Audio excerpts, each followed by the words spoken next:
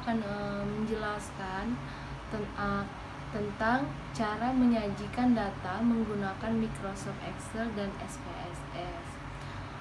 Sebelum masuk ke langkah-langkahnya, saya akan menjelaskan penyajian data merupakan suatu pengatur, penyusun, dan juga penggambaran hasil dari suatu penelitian yang sudah dikumpulkan secara populasi maupun sampel agar dapat menjadi suatu laporan penelitian sehingga mudah untuk dipahami.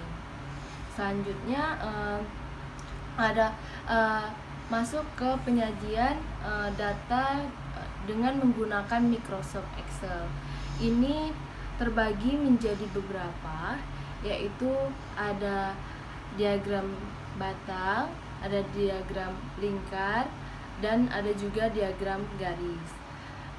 Untuk diagram batang, di mana langkah-langkahnya dapat kita lakukan. Yang pertama itu bukalah lembaran kerja Microsoft Excel.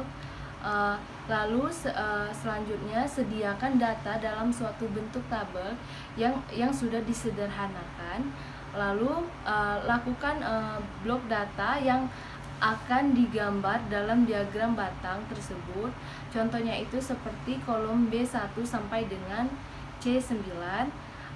Lalu selanjutnya pilihlah menu insert dan kemudian pilihlah tool card. Karena yang akan digambar yaitu diagram batang, maka pilihlah kolom tersebut. Selanjutnya itu kita akan pilih grafik yang akan kita gunakan sesuai dengan kebutuhan. Selanjutnya klik OK, maka akan muncul diagram batang yang kita inginkan. Lalu yang kedua itu langkah-langkah dalam melakukan diagram lingkaran.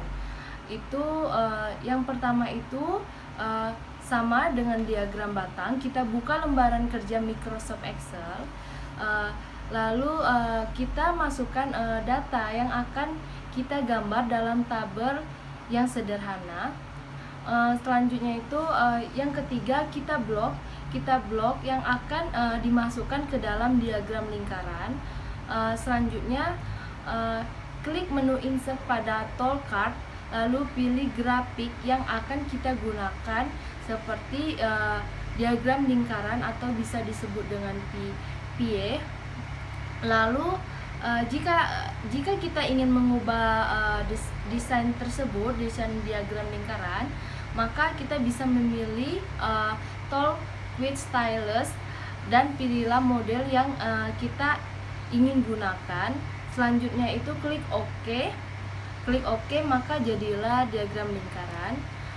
Terus yang ketiga itu ada diagram garis, di mana diagram garis ini langkah-langkahnya itu seperti yang pertama itu buka lembaran kerja Microsoft Excel, lalu selanjutnya masukkan data terlebih dahulu ke dalam tabel yang sederhana, maka kita blok data yang sudah dimasukkan.